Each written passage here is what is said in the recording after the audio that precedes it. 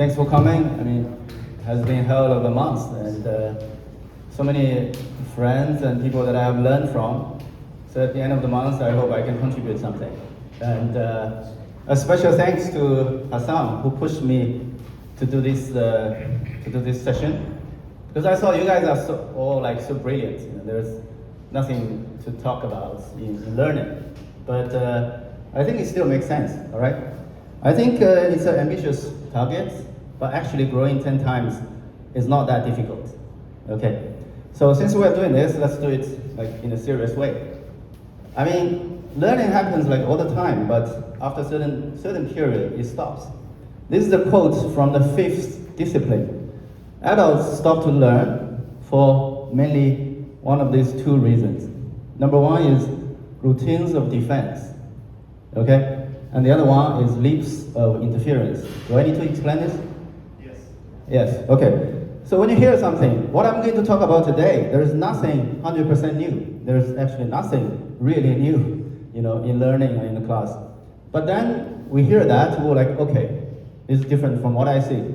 And then you start to defend, okay? And second, you hear something, it's like, oh, I got it. That book said so as well. And so I jump into conclusions. So these are the 2 things that stops us from learning. So let's not do it. Let's clean ourselves. Let's be an idiot just in 1 minute. That's also what Steve Jobs says, You'll try to be an idiot in 1 minute, okay? All right.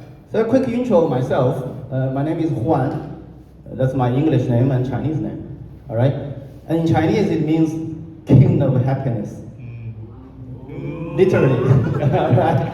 So, I'm a former computational neuroscientist. I'm a former developer. I was in investment, in mergers and acquisitions. I did quite a lot of shit, yeah. I can teach learning because I got 3 degrees in 6 years, including 2 masters and a PhD. All right, and I am a founder and no worries. I'm a founder or co-founder of 3 companies. I invested in a couple of them. All right, not all of them are success, but I mean that's how we learn. I have 2 million followers on the Chinese internet. I'm also a big-time sailor. I worked in EU and Europe for 7 years, Southeast China for 7 years. I'm jack of all trades, a master. Let's see, master of what? And I'm not sharing a hugely successful story. All right, I'm sharing from a lot of mistakes and a tiny fraction of successes that we have made. Okay, I have major experience in companies from a revenue of several millions to 100 million. So my experience is also limited in this, but in this region, we can grow really fast. Okay, I'm not like Balaji in billions of dollars in that situation. And the 100 million, I'm talking about Chinese yuan. Okay, several hundred million, okay? Yeah. Well, as I said, growing 10 times is pretty easy. It's pretty easy to be to succeed. It's pretty easy to be healthy, but most of the people fail. Okay? If I don't present you the PowerPoint, actually that's a guideline that I made. With all this, you can be 10 times faster, 10 times more effective. If you look at this part, I mean, it's just 2 parts. Number 1 is the compound factor, right? Warren Buffett will tell you that being successful is super easy. You invest, you take the compound, you have 20 things that you want to do, cross the other 15 and leave the 5, right? And make the shots when you are really ready. Okay, so it's pretty easy, that's the compound fact. But what do you take for that? That's consistency, right? That's goal orientation, target orientation. And you will be surprised, so many people running around in life without a target. And people will say, okay, I actually have a target. I have an annual target. I have a life target. I have a target for the next month. But very few people have the mentality of talking, breathing, going and walking with targets all the time. Like when you have a discussion with your colleagues, what do? You discuss about problems.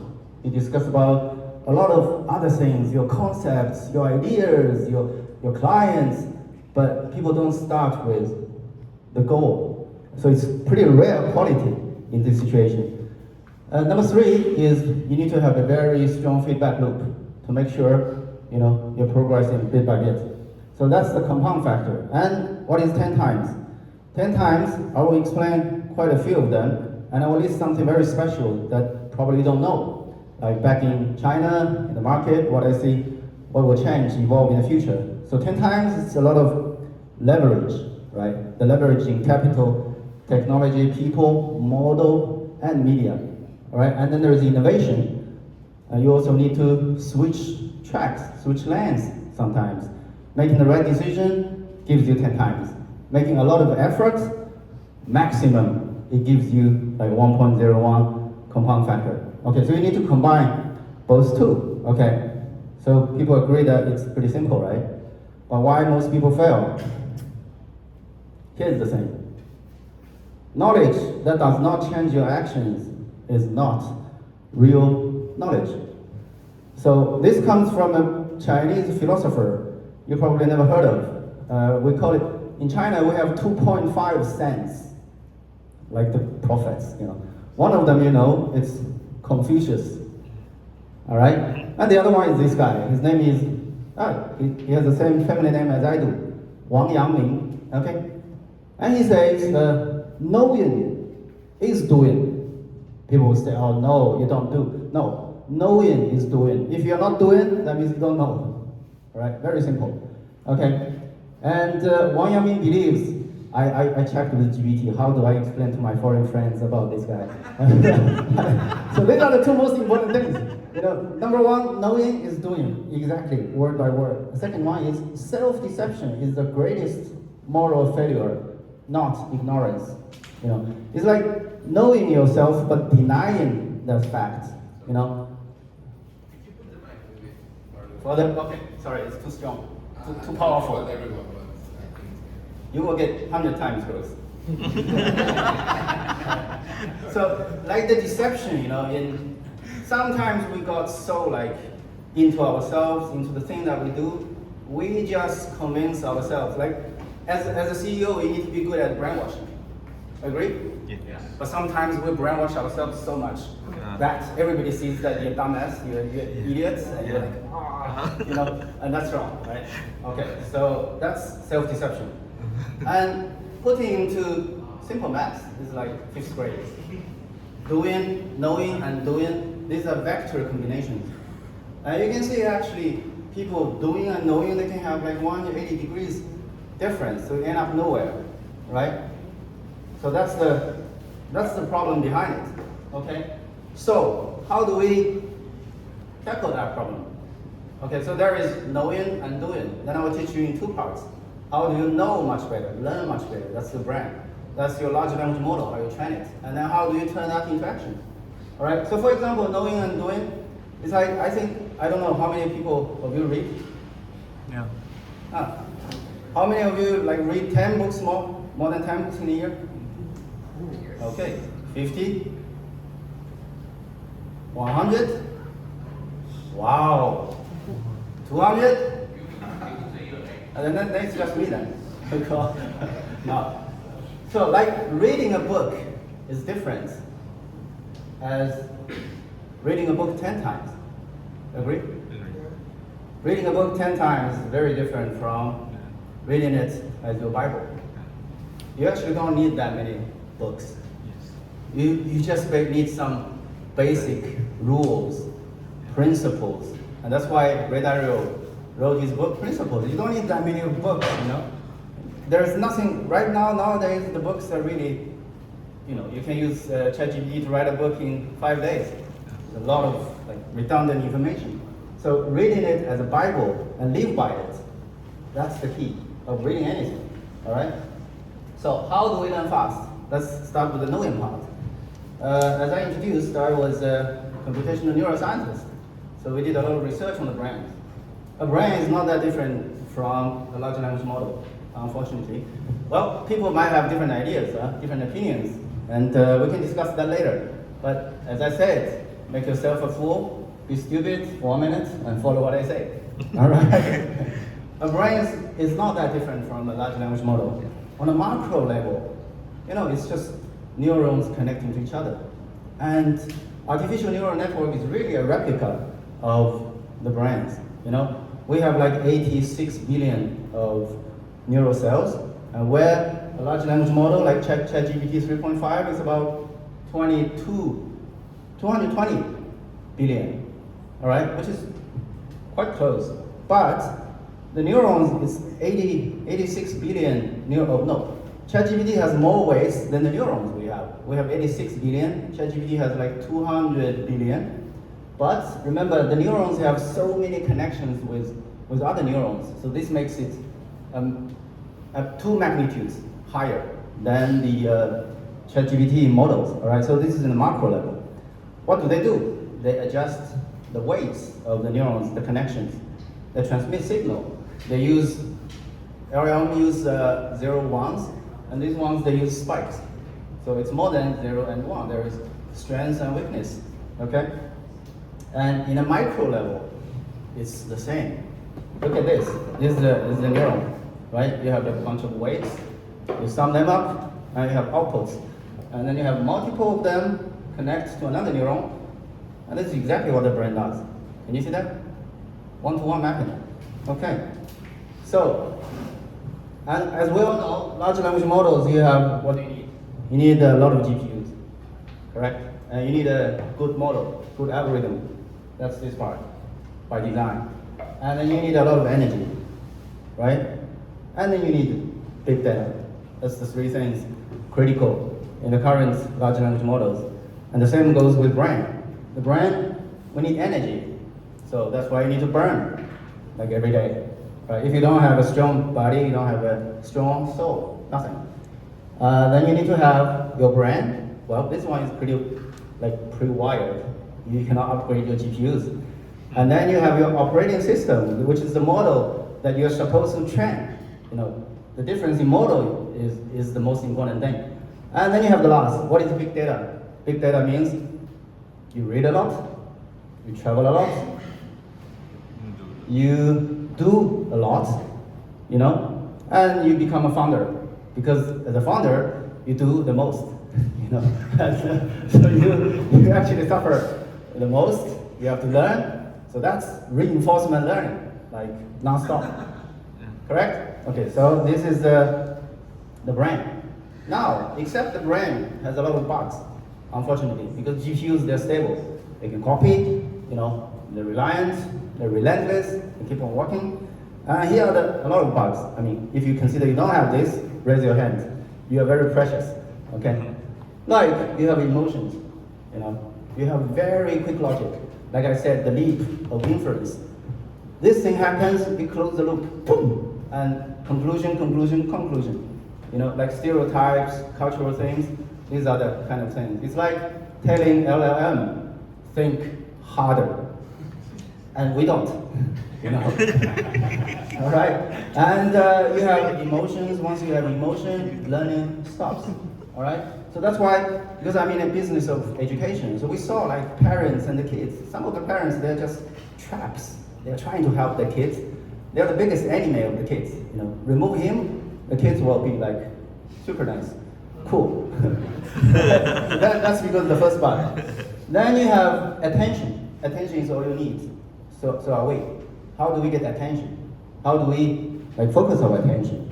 And that goes back to object, goal, to questions, all right? And it's consuming a lot of energy. These are the regular bugs. Understanding equals to building neural networks, building neural links. And there are 2 things to that. If you don't have question, you're not thinking, okay? If you don't have any foundations, you cannot build anything. Okay, so these are all brain science and psychology, and that determines how we train, with what knowledge we train, okay? Then forgetting is inevitable. Just give you a small technique. A lot of champions, they do their mind games. Like if you ask Tiger Woods or some very famous, I don't know, I know several Chinese ones, when they interview them, how did you manage to do that? How did you practice? They were like, yeah, I just dream about it. I dream about it, yeah. So which is actually fantastically true, because if you like visualize the success that you have, if you visualize the things that you have managed, those things slowly become true. And you can rehearse that with your brain inside.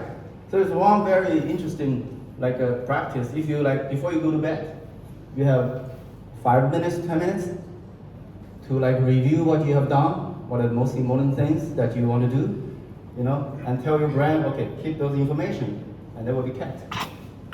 Okay, they will be kept. Energy conservation is the norm. That's a gene. And calculation blindness, what does that mean? The brain has no functionality of estimating time and possibility. Okay, so that's how people make huge amount of mistakes, because we don't know how to estimate possibility. That's why people see lotteries, they go and buy, they just don't do the calculations. It's not in our brain. And time, if we lock you in a room without you realizing, after 2 hours you lost track. Some people, 15 minutes, you lost track of how much time has passed. And all these has a very strong link to how quick, how fast, how effective you have your day, you plan your day. I know a lot of people say, okay, I'm locked in, right? It's quite a fashion. So I'm locked in. Basically, it's saying I'm not hearing you. So you're locked in, that's nice, but how long are you locked in? Are you locked in with your goals, or you're just locked in that half an hour? We have a very simple technique. We tell the people, we tell our students, we say, in every day you have 34 golden coins. The coins. Every half an hour that you locked in could be considered as a golden coin. So if you have coins, you start to collect. You collect the coins. How many coins you have in a day? If you have 15, wow, quite a fruitful day, right? And you can measure that. And in management, there's a very simple thing. You get what you measure. All right. If you measure the wrong thing, you get the wrong thing. Correct? Okay. So these are the things about. Actually, this part I don't want to go too deep, because you guys are all very good at learning. And so this is how brain works. We have sensory input, which keeps in the memory for milliseconds. And then you have working memory, which is kept for several seconds. And then you have long-term memory that you actually are kept forever. People think you forget. You actually don't forget. Imagine things that you have thought, you have forgotten, but then somehow you bump into one of your friends in your childhood, and you start talking, and you're like, oh, da, da, da, da, da. It's all downloaded, right? Why? In memory, there is storage memory, there is also retrieval memory. You stored it, you just don't know how to retrieve it. All right? It's like in your database, you forgot to index it. You don't get the entrance to that. So that's basically why so many people fail in exams. Very simple. They can't retrieve. So we need to practice that retrieval as often, as frequent as possible. And all those technologies like Feynman study is basically a transform of the brain, how it works. All right? And then you need application and feedbacks, corrections, feedback loop, same thing. So with this, I won't bore you with a lot of details. We built something like this. If you want, I will send the photos or whatever to you guys if you're interested. You probably have mastered it, but this is how we train kids in China. All right? So we get them 10 times more effective in getting the exams, at least. All right? Because so these are the process of the information. Those are the scenarios that the kids operate. And these are the situations, variations of your brain, of your emotions. Matching all these things together, you have got yourself like a menu. You understand, right? So it's like clicking into Windows. I have this situation, I choose that software, I just apply that. Okay, most of the people, they grow up, they never got this training. Never, all right? And then we turn, this is basically the mechanism, and then we turn this into actions, So training a large language model for humans means training your behavior. It's just behavioral training.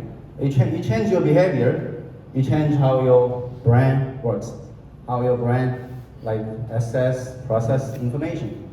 So we turn that into a daily routine. Like, for example, this feels like a chain of workflows. You guys get it, right? So it starts with problem-oriented learning, problems. You start to raise problems. We have a definition of like how many problems you have to raise, all right? So for each subject, we define how many problems you need to raise, and we can calculate that. So when you do that, you're automatically like 5 times more effective than your neighbor kid, who is like every day and doesn't know anything, and come here, had a seminar, and then was like, who was that guy? Oh, Huan. Yeah. So that's how learning, right? And then you have like many different things, like preview, review, reflect, you know, Pomodoro, what's that? Yeah, this is AI translation, great. It was Chinese. Pomodoro, yeah, it's the time box. Yeah. Mental replay, you know, resolving. So you have question asked, and then you resolve pending questions.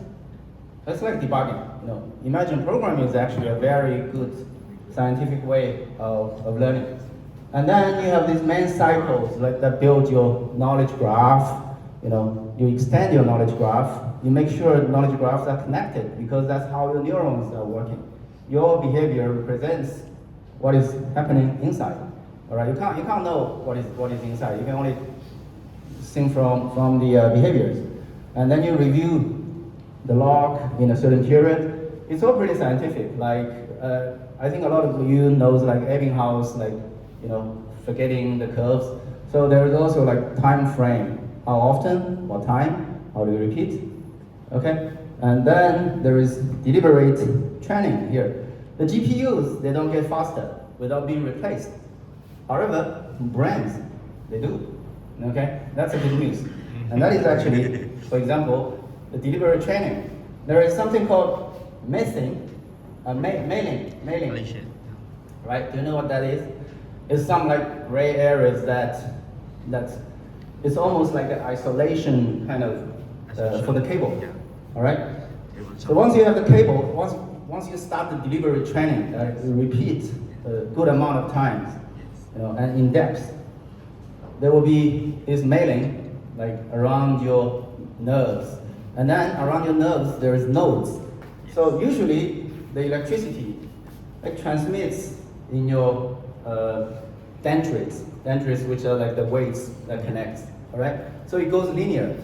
Once you have this node of Ranvier, it serves as like a jumping point. You know, like space travel. You go there, okay, jumping point, boom, light speed to the next jumping point. All right, that's how this works. Okay, so actually this one, they upgrade your brain. Huh? That's a good news. So that's why, for example, if I want to learn like vibe coding, which I did in the last month, I crashed every course in like NS, you know, knowing some of them might be redundant, repetitive, and I just went to every one of them, you know. And so it's like really crashing. I'm still not coding very well, but I can guarantee you, I'm the best lecturer in network school at this moment to teach vibe coding. Can you believe that? Right? It's true, you know. But okay, I also vibe coding, pretty nice. I will show you. So that part is gone. So based on that, I will describe to you what my business model is. We are actually offering services to Chinese families. I want to change the education in China because in Asia, people just study too much. You know, they waste a lot of time. It consumes, it's $1 trillion business, all right? And I don't like that. Basically for me, it's first I want the education to be better. Second, I don't want to give the space to people that I don't like. All right, so I want to get it back and do something right. So we train the parents to be coaches, which I didn't mention that much. I'm also an excellent coach, you know, which later on, when we finish this, you're still here, I will offer you some services free of charge, okay? I usually charge like $2,000 per hour. Yeah, so that's Some of you will get it. And we have science of learning. Science of learning, we train the kids. Coaching, we train the parents. So that as a small team of 3, sometimes 4 or 5, you have top management, which can manage the behavior, motivate them, but you also have top level execution, correct? Very simple, so we solve this. We will reduce the budget of the families by 50%. That's easily 50%. It could be up to we save them 80% or completely cut whatever education budget that they need to spend. And that's how we create value. We also develop, of course, with all those mechanisms, it's process, we turn them into an application where the parents can use the application to manage kids, and the kids can use the application to apply all these things, step by step. All right, so it's like a behavioral training software that we have developed. Okay, now that's enough. Now how do you grow your business 10 times? Now this comes to doing business is a lot of doing. That's why it's called doing business. You don't go learn business, right? You do business. Okay, so how do you grow your business 10 times? 10 times, as I mentioned, leverage innovation, switch lanes, switch gears. And how does that work? Okay, I think I wouldn't be able to go in depth to all of this, but I will share something that I find vital in everybody's journey of doing business 10 times more effective. These things are here. We all know that choices are more important than efforts, right? Correct? Choices give you 10 times room. Efforts gives you, if you make the right efforts, a compound effect, all right? So how do you make right choices? It's difficult, correct? However, good news is, if you grow 10 times faster, it means you also make mistakes 10 times faster. Don't you think, right? Yeah. Okay, so this, I speak from a product manager point of view. When you want 10 times growth, you need to fail 10 times growth, fail 10 times faster. And this is a tree of evolution. Why do I show that? Look, we're here, we're like humans, we're the greatest creature, on Earth, but now have created AI. I think we're just in the starting button of AIs, but whatever. We're the best creature here. If you go up one generation, that's your dad. If you go up one more generation, that's your grandpa. If you go up 200,000 years, that is primitive, maybe some ape. It's a monkey, right? If you go up 1 million years, what is that? A what? Dinosaur? No, dinosaur was 65 million years ago. No, not dinosaurs. It could be a rat. Could be a rat. How do you design a rat to be a human? Never, right? So you do a product by evolution. You need to evolve your product so quickly that you get real complaints, real mutations, real change of directions from the market. That's the key to this. And I saw so many people, they spend time optimizing a rat. You optimize the rat, for 10,000 years, it will still be a rat, right? But then you put it over there, you start the evolution, you will get something very surprising and stunning. This is one thing that I wanted to share with you guys, because I saw there are so many people going for perfection. They have their products so valuable, so precious, and that's one. And when we come back to the leverages, I will go, okay, capital, let me come here. So, if you want 10 times faster, you need a flywheel, right? A flywheel, if you look at it, it's like a vortex. If you want to attract people, you don't need to go to every one of them. You just create a vortex. It starts to spin. The faster it spins, it sucks stuff in. Correct? So for example, in my case, we had 2 things that we offer to the customers, to the families. You remember? That's science of learning, which is very powerful. You know, if you got trained by us for half a year, you learn extremely fast. You know, you're happy, you work hard, you play harder, you spend less money. And so that's one thing that we offer. And the other one is we train families, parents to be coaches. So we have been struggling with that. It's like, we want to sell both, you know? And then we said, no, two is not as good as one. And then we were like, okay, we sell science of learning. Because these are like, wow, I'm a neuroscientist, brain and stuff, and it's powerful. But then you realize there's no flywheel in it. Because you sell one, you need to sell the second. You train one, you need to train the second. You train a lot of kids, right?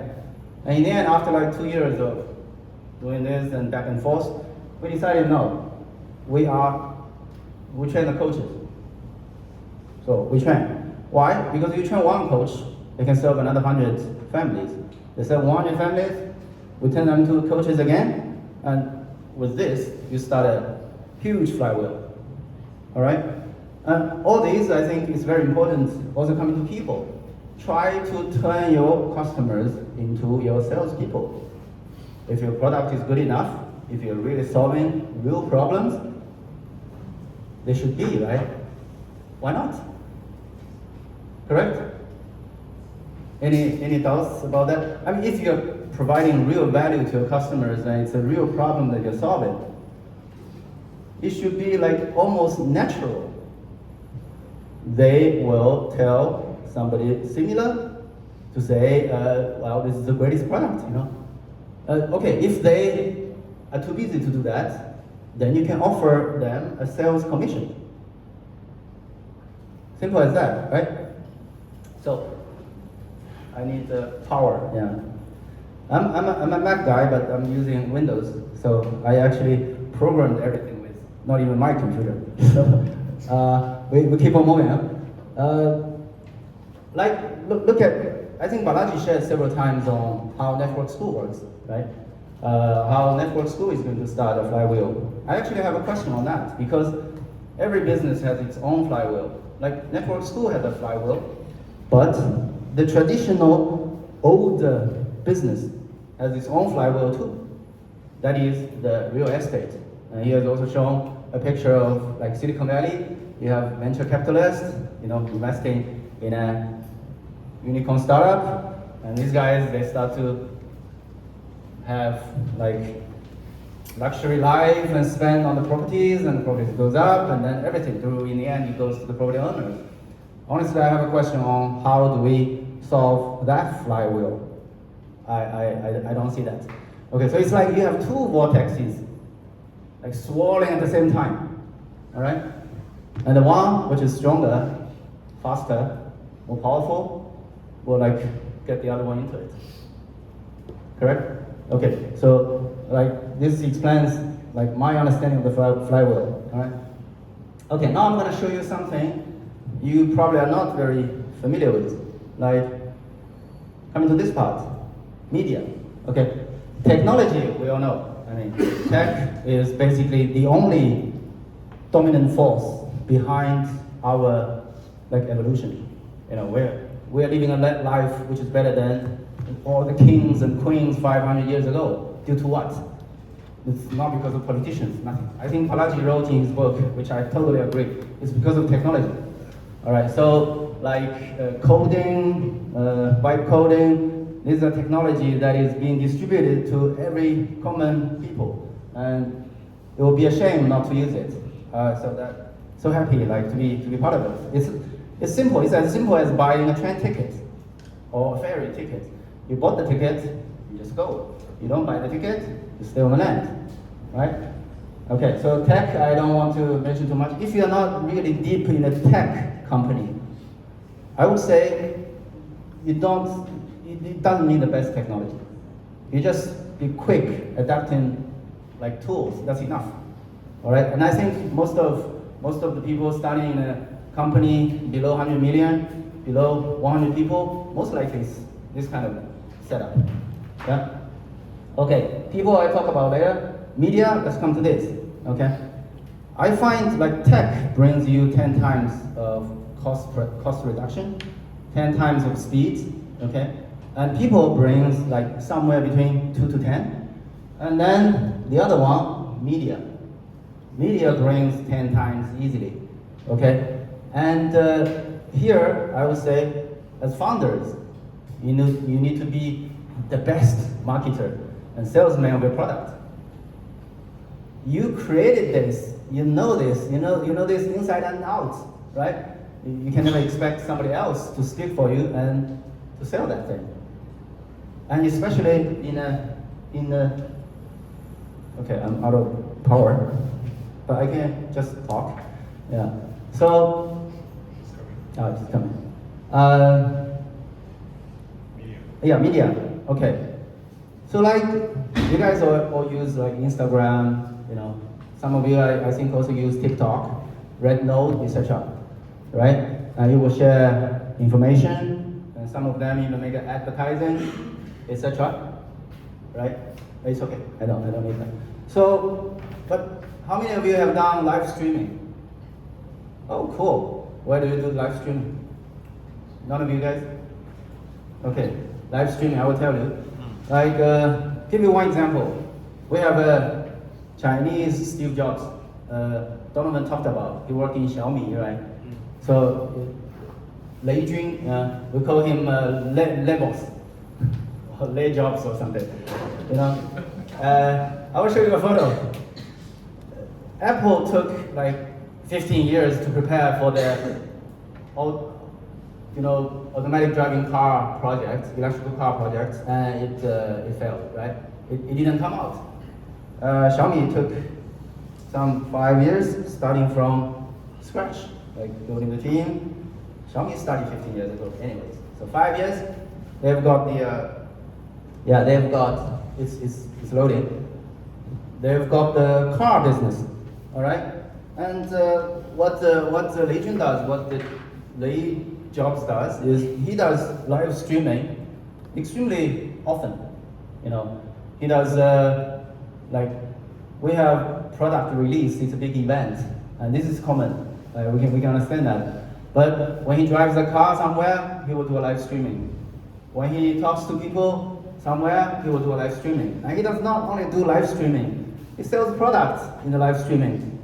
Okay, so imagine who needs a salesman now? If I can have Legend answering my questions, I'm like, hey, President Lei, you know, I mean, if he sees my message, you know, but there will be so many people asking the same question, so somehow it felt like, okay, I've been seen. You know, what is the configuration of the car, and he will explain to you. Who needs a salesman if the founder and the CEO, you know, is explaining the thing to you in person? Okay? And I will show you this.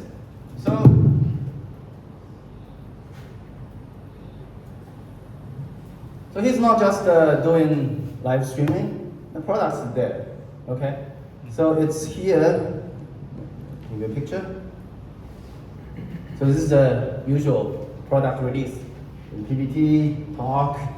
He used to dress like Steve Jobs, and since we mocked him a little bit, he started to put a suit. You know. On this event, they sold 200,000 cars. 200,000 cars. You know, you are used to buy stuff in Amazon. In China, we are used to buy stuff from Taobao. So what's the problem of buying it when people are streaming it? Nothing stops you from doing that. It's just here, it's not coming yet, all right? And in China, everybody is doing it. 200,000 cars sold. And that's him. And next to him, me.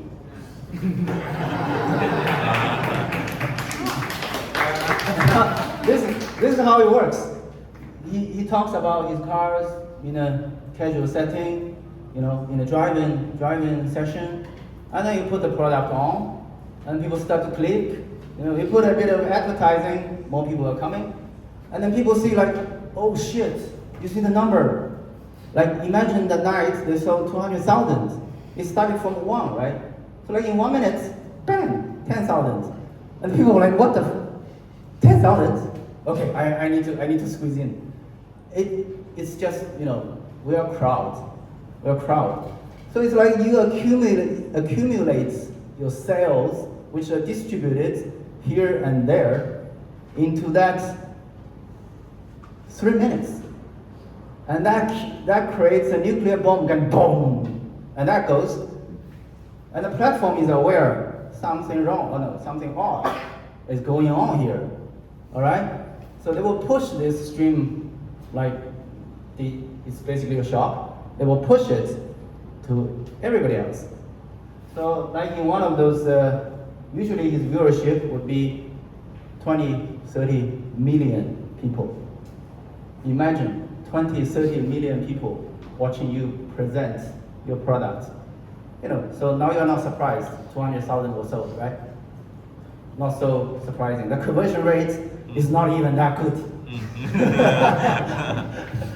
Correct or not? Yeah. Okay, so like for us, it became so easy. Like I'm doing with Matthias. Again, this is a brilliant idea from Hassan. I think if you want 10 times growth, you need to talk to him. he pushes you all the time to do crazy stuff. And this is basically, he's definitely a 10x factor. All right? So he was like, we were doing handstand, which I actually broke my hand. So, Hassan was like, Matthias, you should do it with Huan, and he should live stream, because I was talking about it. I was like, yeah, that makes sense, right? So I sent videos, I posted, I told them there will be a fun session on that particular day, 7 o'clock in the morning. We will do this, you're most welcome to join. And we distribute on the internet. And then we have a reservation, it's like a meeting, right? People reserve that event. So on that particular, on the second day, I went at 6:55. I saw Matthias and Michael in the electrical room, and it's completely dark. They were like playing with the lights. So we started working over there. On that particular day, like 4,500 people watched us doing stupid handstands, and we couldn't even do it. Michael did. None of ourselves, right? And Hassan was there. So 4,500 people were watching that, and I was like putting some product on it, And I sold like 100 like small like courses, books, classes, which is like $1,000 a bit. Okay, so that's how it works. And I had like we had situations where we had one day we do the live broadcasting, and we sold like 4 million of goods, 4 million of services. And it's quite shocking. So that's like, I think media, you guys need to pay attention to this. I would say, live streaming is 2D version of virtual reality. Think about it. With this, you're not just doing sales, you're not just doing marketing. You can actually serve your customers in the live stream, just like you serve your customers in an Apple shop. Correct? So the customers come in, they get to know your product, they buy it, but you can also make services to them. So with the live streaming, you can do all of this. Everything compacted like into one place and served by the top sales of your company, by the founder of your company, by the top like chief staff engineer of your company. And so that's how you actually become like connected parts of your clients. All right, so this one, I think I'm quite okay. I'll leave some time for questions, all right?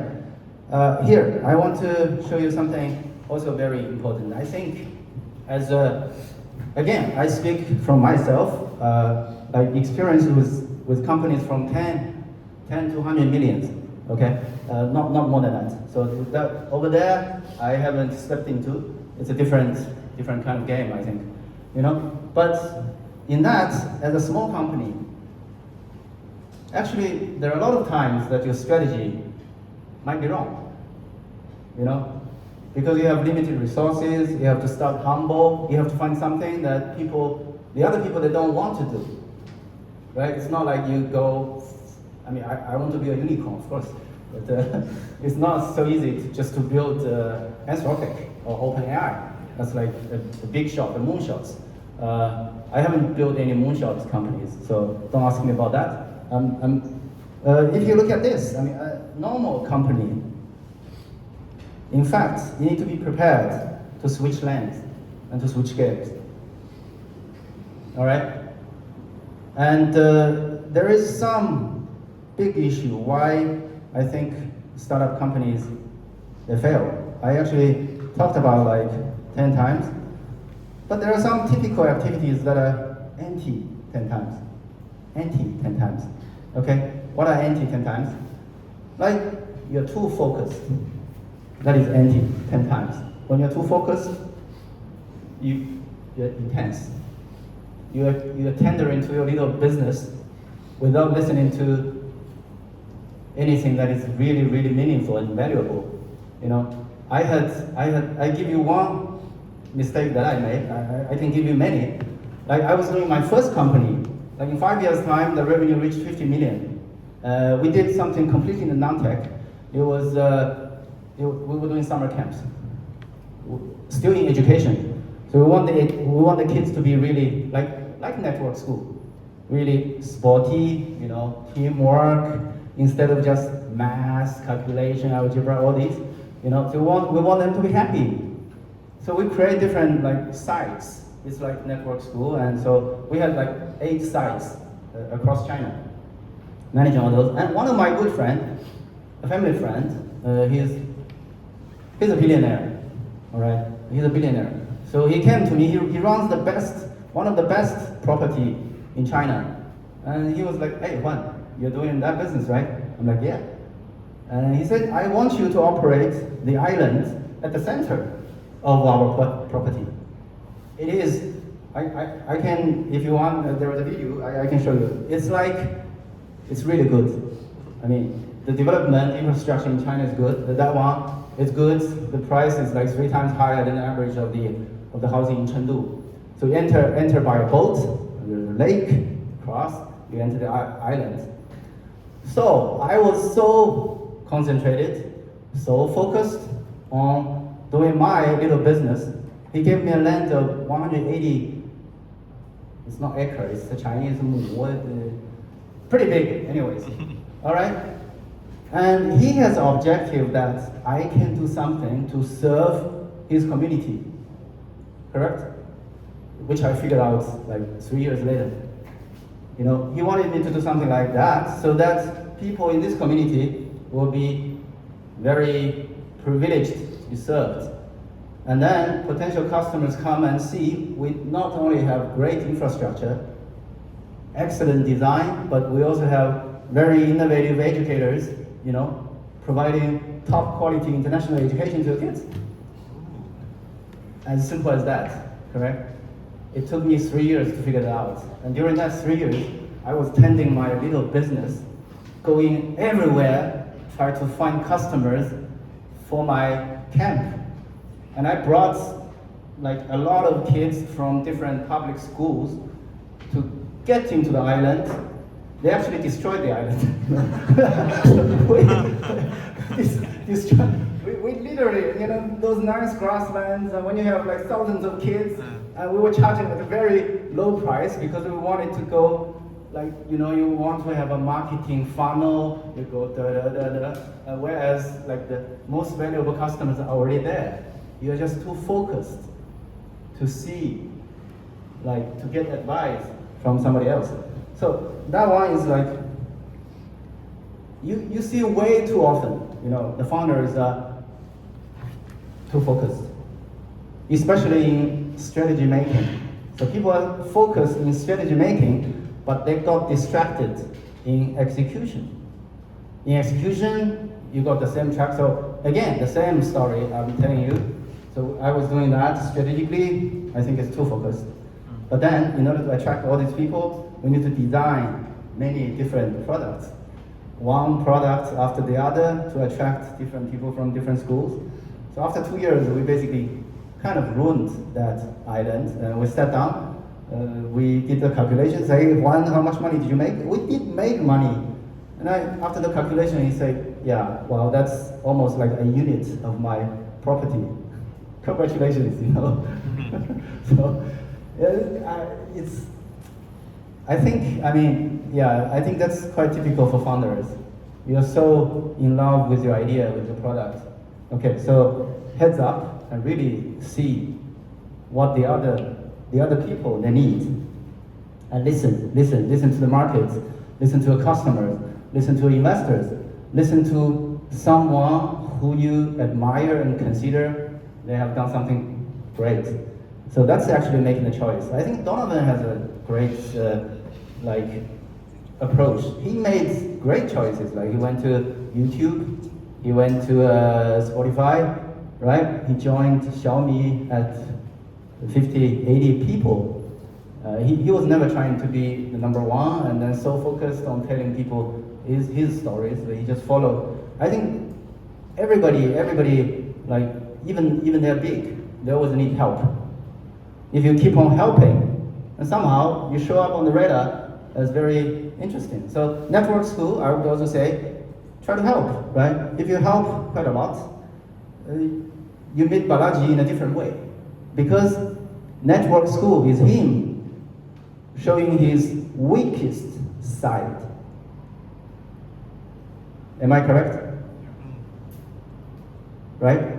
He has a lot of strengths here and there, but he's not doing it. He has the weakest side in starting network school. So you help someone when they are weak. Okay, that's interesting. And you remember he's very strong somewhere else. Okay, so return the favor, bang, things change. 10 times, that may be 100 times, correct?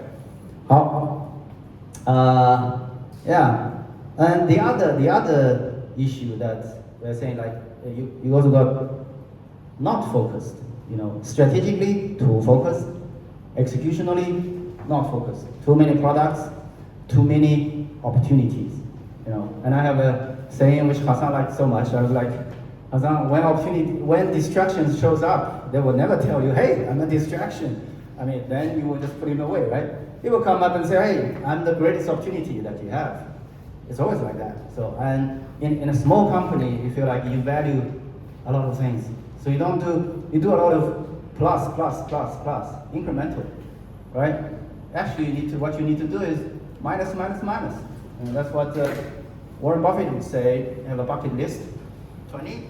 Okay, congratulations, I think we might have 50. Okay, 20 is good, across the 15 and leave the 5, right? So only wave your bat when the chance is really there. Okay, so some would say, Huan, you said all these aspects, you're always right. I'm not always right. What I'm saying is it's a very tricky balance. It's like walking on the rope.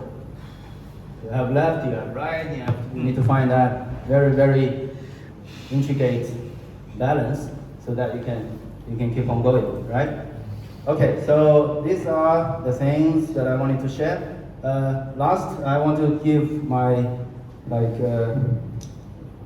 thanks to all of you, to Network School, to the friends who taught me so much, and to Hassan who actually pushed me to do this. I really enjoyed this month. I think NS is this. NS is progressive development. This one is compound factor. NS is a place where we meet all these great people, different ideas. I really learned a lot, and I bought the ticket to vibe coding. I got this dopamine rush on it. I know some of you, if you're experienced, you don't consider that too much, but to me, big deal. And look at this. This is my data.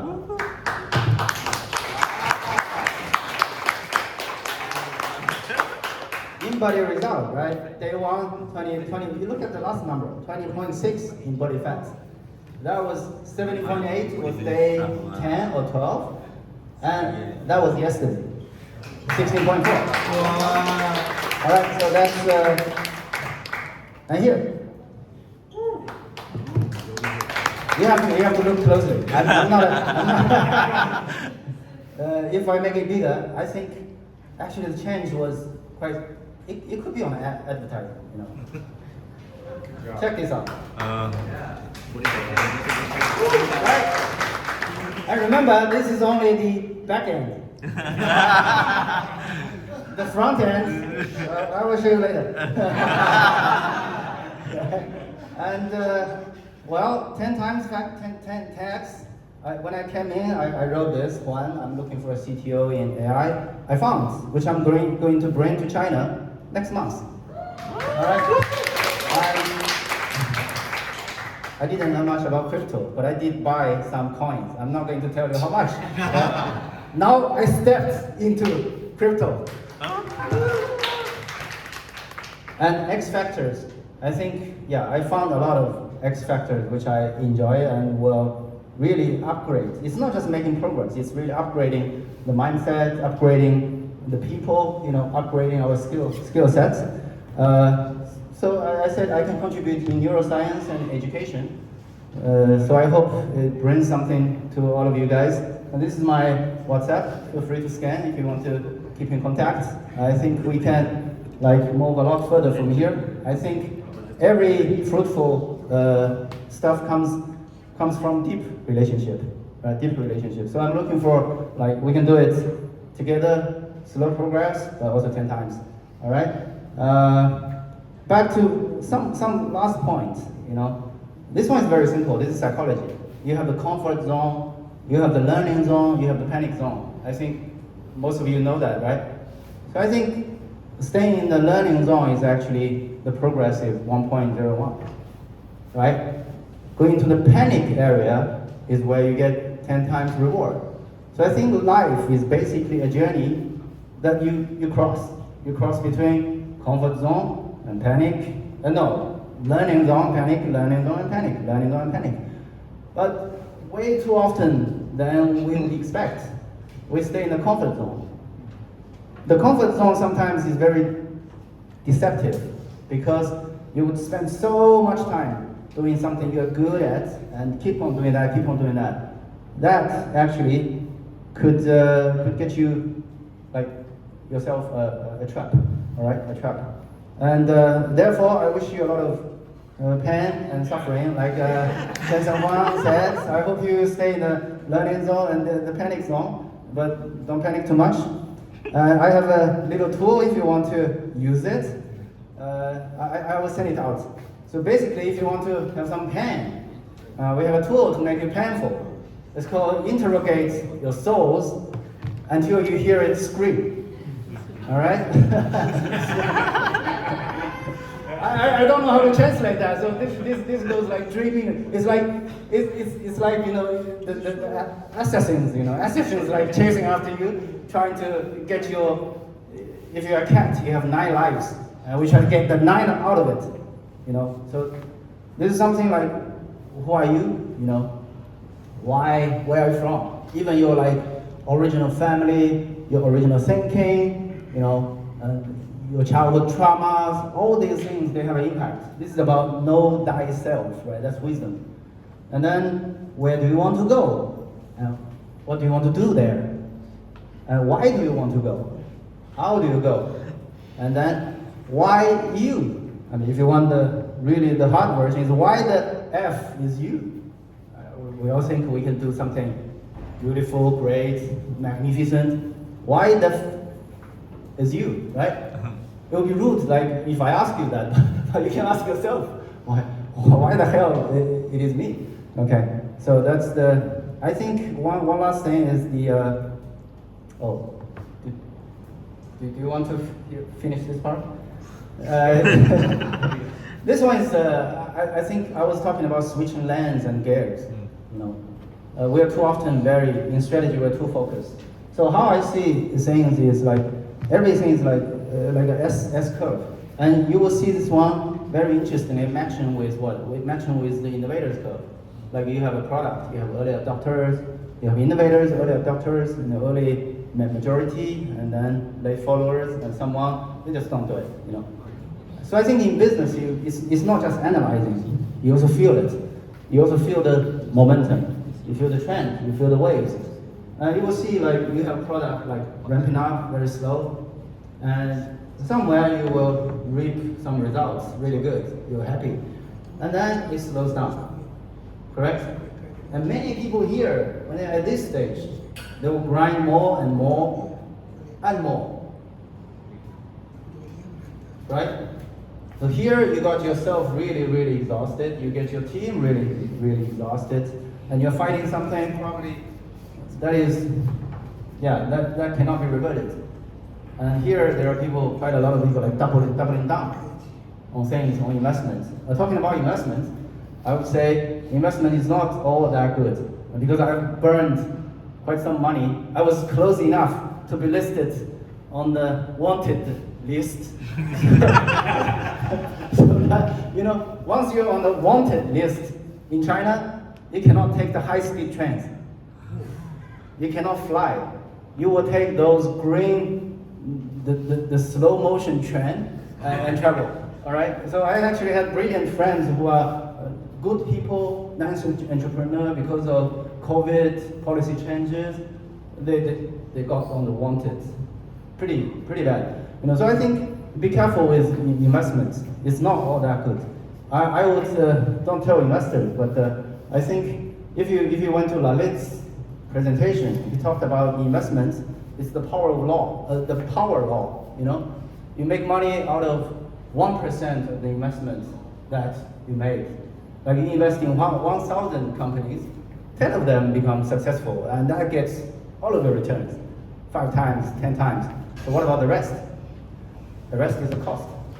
And the rest, for founders, is like a tuition that they paid for you to learn from all those mistakes, right?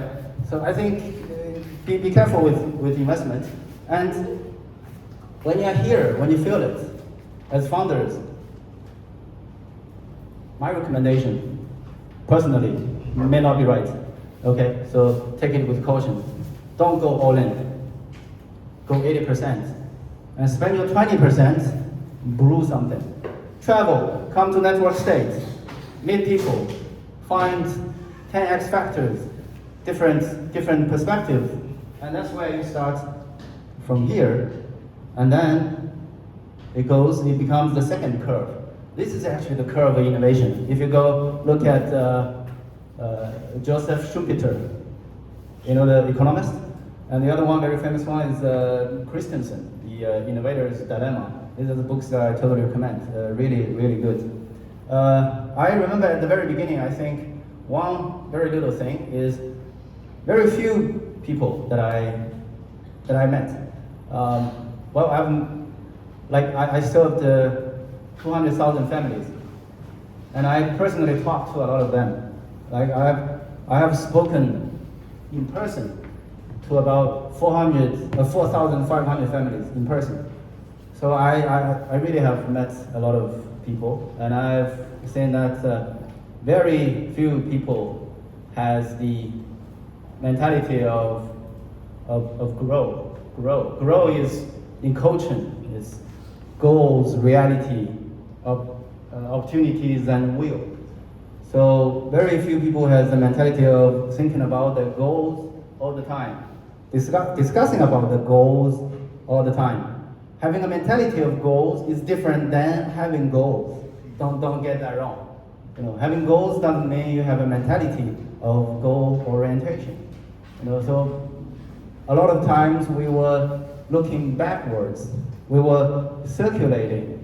And that's why even that 1.01, it was not available to many people. And I think there was a study saying, that's this. Even graduates from top universities, like 3% of them will make a big shot. Like Balaji, big shot. Maybe not as big as that, but pretty like freedom, financially, mentally, and freedom. And then 20% of them will be above average, 20% of them will be below average. And the other, like 40 to 60, are common people. And the major difference, these guys are graduated from the best unis, so they're all brilliant, smart, good opportunities, good stepping stone points. The main difference is the mentality of like goal-oriented. So with this, I end my presentation. Any questions you can raise? And with that, I wish everybody grow 10 times.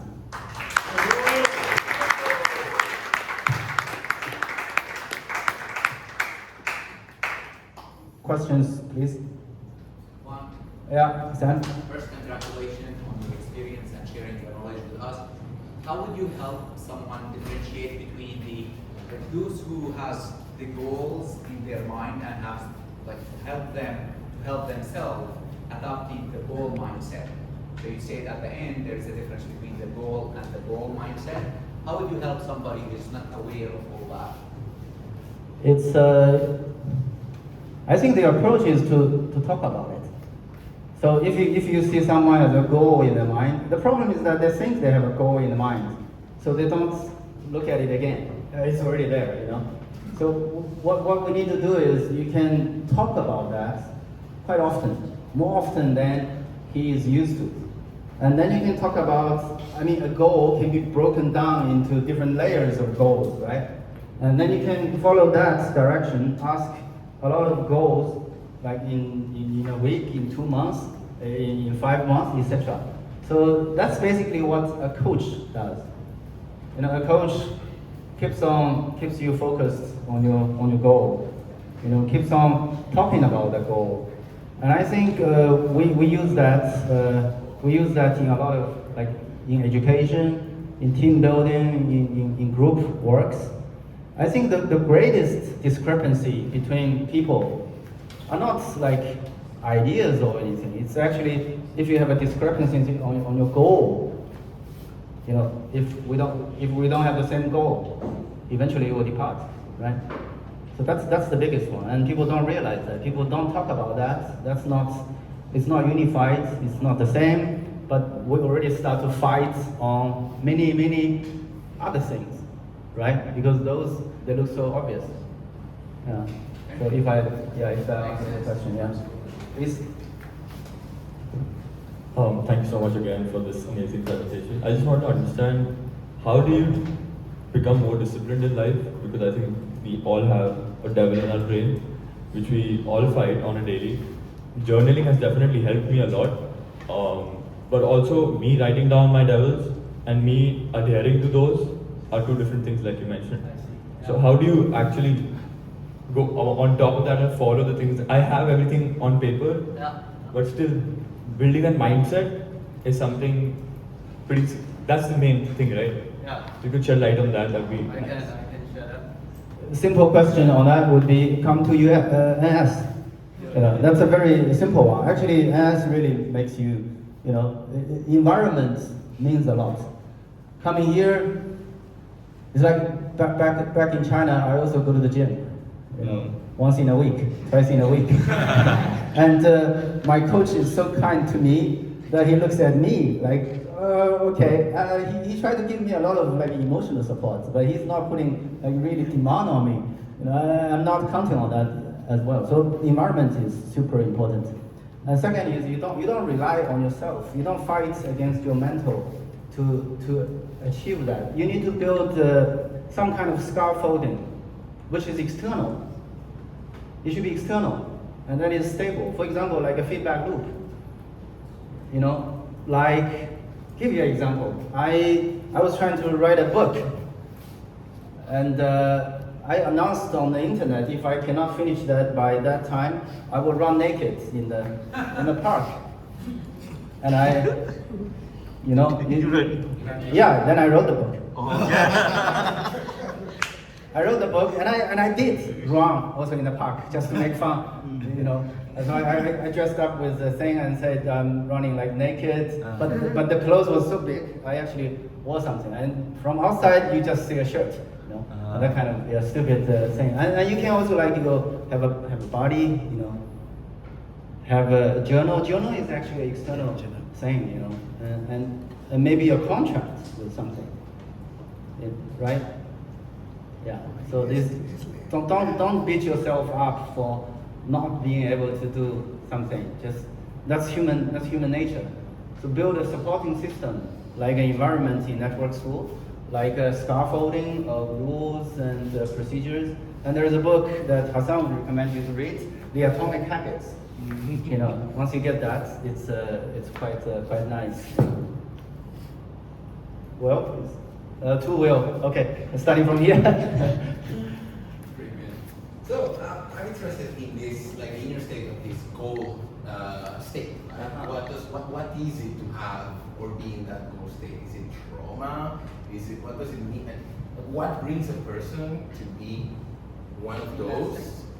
And before that even, like what happens when people don't have their goal clear or don't know what they want? Is that confusion? Is that an overfitting of the LLM model? Like are they just like destined to be in the common man? Can that be shifted? Yes, I think that can be trained through habits. You know, many people confuse between goal and the mentality of having goals ahead. You know, like you prioritize. Even right now, you don't have a goal. I mean, I don't have a goal for 30 years later. You know, but I would, whenever I talk to my like close people, you know, my team, I would start with this. So why are we having this? Where are we going? What do we want? How do we measure? So this kind of habits, actually, it forces you to put some kind of direction. A goal is a direction, you know. And we are living, I'm a sailor, so I actually feel it's like we are living in the sea. In the sea, there is no route. There is no future and no past. Because every movement that you make, it disappears, all right? All that you have is somehow a lighthouse somewhere, and your route was, you can never have a tailwind. A tailwind is boring. You know, it's boring to the death when you are sailing. So you always want to have some headwinds or like a side wind. With that, you go like zigzag, you're changing all the time. But still you have a goal to go back, return somewhere. So I think, again, don't be too hard on the goal. Like, I have to have a big one, small one, very clear. But more like embrace the idea of talking about goals all the time. Yeah, talking about it. So it's not, this is where I'm going, it's not very clear. Fine, are you clear? Add some clarity? No, I'm also not clear. But, you see, the two of them are not clear, but they were talking about goals. And it gets things clearer, like a little bit. And that goes to the compound factors, you know. But our natural tendency is that those things are really difficult. Simple things, correct things, are actually the most difficult things to do. Because it's so easy just to neglect them, right? And then habitually, we don't talk about it. We go somewhere, we go like, you know, emotional, we go to problems, we start solving this. But some of the problems, if you have a goal, you don't have to solve it. You just walk past it. You know, you just get rid of it. If that provides something. Great. So emotions are like rocks in the path of the goal, or they can actually help you. For example, I hate that this happens in the world, so I can actually have a goal to solve that. You can. Yeah, actually, when you are talking about goals, that brings rationality into your thinking. You know, when people are like really emotional, they never think about goals. You know, they vent first, no matter what disaster it creates. So I think it's completely normal to have emotions. And in fact, I was training myself to have some emotions because I received, seriously, I received the top level rational training throughout my life. And I have no control in my life, right? Because it was just planned by somebody else. And then after all those trainings, you're only using your brain. A very good friend was telling me yesterday, like you have a brain, you have a heart, and you have a gut. You know, you need to place your energy and time like in a balanced way on those. So I think emotions are pretty important, and it can be like your fuel for that. And I was saying like brains have a lot of bugs. You know, again, I think those bugs might be the unique things that we have in the future of AI. I'm not saying we're better than AI. I think AI can beat us very easily. And people talk about like consciousness, sentient. I think it's only personal, and it might not be right. I think it's only the arrogance from man. We think this is so special, so we define it. I fully agree that AI can never be man. It's like we can never be dogs. You know, but if dogs design, oh, what does it get to be a dog? You humans will never be qualified to be a dog. But interesting thing is, I don't want to be a dog. So it's just it's just different. It's just different. Yeah, so that weakness, those emotions, eventually might become the most critical part of us being us. Right? Yeah. Thank you. Well, please. I never heard that framing of a flywheel and a vortex before. Yeah. You said like you can build a business that has a flywheel, but it can basically run into the wall of the vortex. I just never heard that before though. Be some more. Okay. So a flywheel is a feedback loop, right? That makes it either it's a good loop or it's a bad one, right? And usually we want to build a good loop. So that's a flywheel. But how I see it, like a different metaphor is the vortex. Vortex is you have some force and some strength. When you start turning, it creates this kind of movement, right? And this movement will start to attract things in because you have a vortex. You create a vacuum, right? So when it starts to turn and you design the system efficiently and fast enough, you actually can leverage a lot of power just by turning. You don't have to go there to get that thing. That thing will be attracted to you. Customers will be there, you know, investments will be there, people will come, all because you created a space that is pretty big. Like a vortex creates a vacuum for air or for current. Okay, so I have a different metaphor. It's the same as a flywheel. But now you think a flywheel is created by you on this small situation. What I'm saying is, like for example, in network schools case, you have a flywheel for network school. A network school is not independent kingdom. It lives in a bigger environment, and this environment has its own flywheel. Maybe it was rusted, it didn't start, like this city. You know, it was not sold, nobody lives here. This is the vortex that stays there with steel. But we came here and we steered it, and then the flywheel suddenly, it's like an engine. Bang, you turn it on. And then it will turn on itself. Right? And that also creates a space. And when you see this, if you have, it's actually just a different metaphor. When you have two flywheels, when they touch each other, it's like it bends, boom, it crashes. But if you have a vortex, the one which runs faster, which has a stronger, like a bigger space, you know, stronger, it will actually absorb the other one, right? They kind of merge into one. So for that, I was looking at, for example, the model of NS. So I think there is also like a tricky balance to do. Do you want to create a flywheel for that system that is so strong that impacts, you know, the network state? Yeah, network school. Was that more or less cool? Stuff. You said try to be in the panic state. Yeah. In my personal experience, panic state has always reduced my productivity. Okay. I just want to understand from you what did panic state mean in your language. Panic state.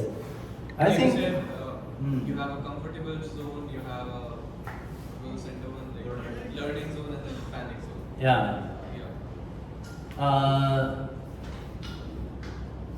You just won't get the 10x if you don't go to the panic zone. Let me give you. Yeah. It's a panic. The panic zone. I give you one example, which if you watch Batman, there was one episode. He was trapped in a well, in a cage, and the cage had only one person who escaped that cage. All right. So he started training and training and training. He was like, I'm so determined. I'm the second one to get out of that place. All right. And so he was completely prepared, mentally prepared. So he started climbing. Everybody was like chanting for him. So he did it, and it went up, until the last step. He jumped, he fell. And he did the trial like 3, 4, 5 times. And then there is the wise man who was blind, who was like, you can't manage that. You know, very wise voice. I was like, no, I will manage because I'm not afraid. I'm not afraid of death. I'm so destined to save my city, save my people. And the guy went like how can you not be yourself, like saving the other people?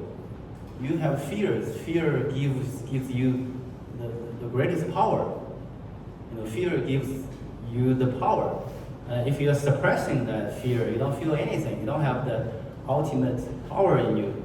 And he like contemplated for several days, and then somewhere he realized, right? So on the last one, he went. He threw the rope away and started climbing, and he climbed to the last stage, and it was the last jump. And the last jump, because you had the panic, the fear, that stimulates the best out of you. And it's also because you threw away the protections. That these kind of small things, difference, it makes a huge difference in critical moments. So I think that's why you see a lot of like founders, they go through that hero's journey, where they were like almost bankruptcy, and then it goes up. Because over there, like facing death, that's death. I'm not asking, I mean, we don't have to do that. Facing death, it stimulates the greatest power out of you. Like Elon Musk and many people, they talk about that. Actually, I started my second company, which went reasonably like successful. It was also because the first one, we were like up to this point. I was, as I said, I was close to be on the list of the wanted, and all in a sudden, like you become extremely determined, because we think we fight for that, but we don't. You know, you have your image of being a cool guy. You have your image being like graduating from the top university, and this is how you're supposed to behave. You know, and you have a skill set that you tend to use all the time. All those things are just those ropes. They're useful, but they are also harmful. And then it's up to a point where you think like, oh shit, throw all those away, and then that's where you start to explode. You got that kind of energy. Yeah, I think. So going to the panic zone, don't stay too long. You can feel it. I think if it emotionally gets you like a panic zone, panic, then you should go back to the learning. So you go back and forth. It's like that. By doing that, you kind of get used to it. It's like you know, it's like swimming or into darkness. You go, come. Yeah. Isn't it emotional by definition? Because I think for you it's very obvious that there is I think that you're putting yourself and the emotional zone as if you were not one. Like you just said, if the panic goes too much in your emotions, Yeah. then chill out a little bit. Like it's by definition emotional. Yeah. I mean, there is panic that impacts your thinking. Then it's emotional, because you're already like, for example, you're already shaking. You almost cannot speak in that case. Then you're really panicking. You might have a attack, or you know. But if you just go to somewhere you think, wow, this is too scary. No, I'm panicking, but it's you telling yourself. So if that's the kind, I think stay a little longer. Yeah, stay a little longer. And I think also like going to the gym helps quite a lot. It's the burn. It's like in training, it's the same. If you don't go until the failure, you build nothing. And that's what I did in China. I trained in the gym for half a year. Nothing changed, you know, nothing. Yeah. So, I have another question. please. So you've shared your vision about changing education, especially in China. So, and technology, again, you said is the lead. Yeah. How are you combining them? That's interesting. So I'm building like two products at the same time now. So we have an application which can help. Before we have a lot of courses, you know, we're training the parents, and the product is packaged in a way as a service and coaching. You know? So it's quite conceptual. It's pretty hard for people to understand. Only a selected few. And now we're making it easier, like more approachable, so that you can actually. We have like shorter courses, experiences, and then we also have the application, which It's a Windows, like, we have the application, which we will actually release like next month. Okay, so this one, I think we will have to us, I'm thinking about it 10 times of that. And the other one is in the hackathon. Now I got the opportunity to show my work. Well, it's in the hackathon we are building like a university online. So basically, what we do, we train a lot of parents, and the parents have a lot of activities in our community. But before it was all like here and there, very scattered. You know, information, messages, WeChat. We have just released this today. So we have real customers like doing their activities, and you can log into this because the gifts that I wanted to give out is, as I said, I'm also an excellent coach. I charge like $2,000 per hour, and I really charge that. It's not just like a gimmick I'm saying. So you guys can come to this website. I have set up 4 sessions. You can all go there. First come, first serve. And you can reserve my coaching session one-on-one. When we were in network school, or when I'm in China. It's hxschool.zabur.app.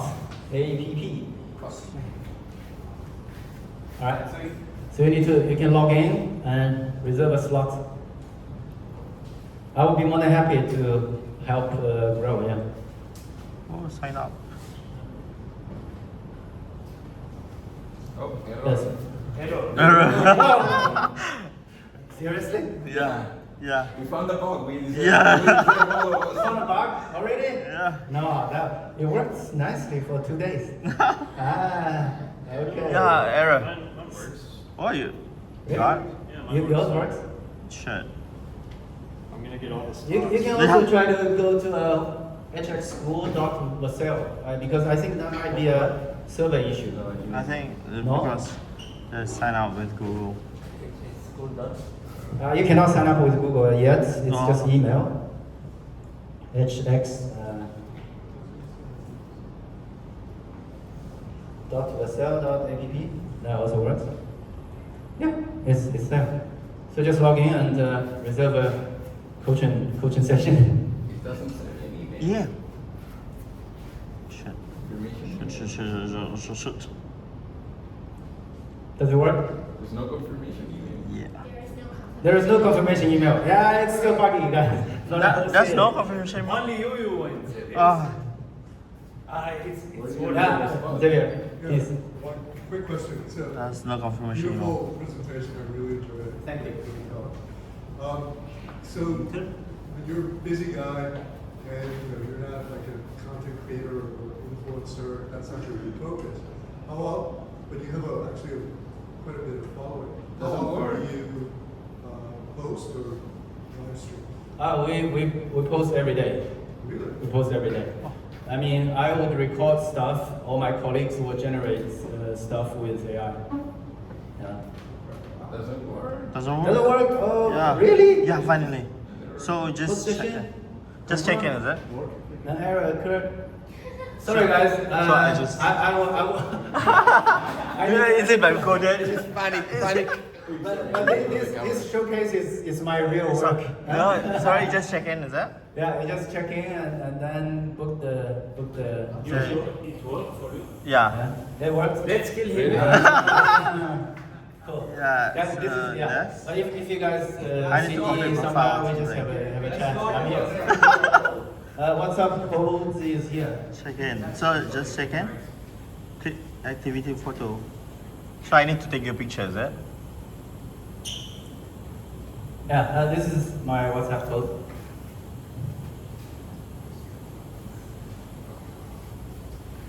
Sorry, did I don't know whether I missed No, the you question. did. That was great. Thank you. Uh, I didn't realize you posted it. Sorry. yeah, we post every day.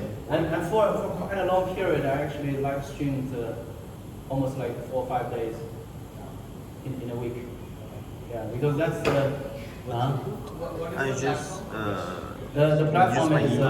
is TikTok, And then just the other one is instead of WeChat, checking email, just and there is log also in Red again Note. with So the one in email. which you can buy stuff. Every platform China? in China. So that's why I think, yeah, pay attention. I think the way my site, that's really, in my point of view, it's like a 2D version of real virtual reality, you know. And you can, for many of you who are interested, who might be interested in live streaming, you can start that as if it's your living room, you know.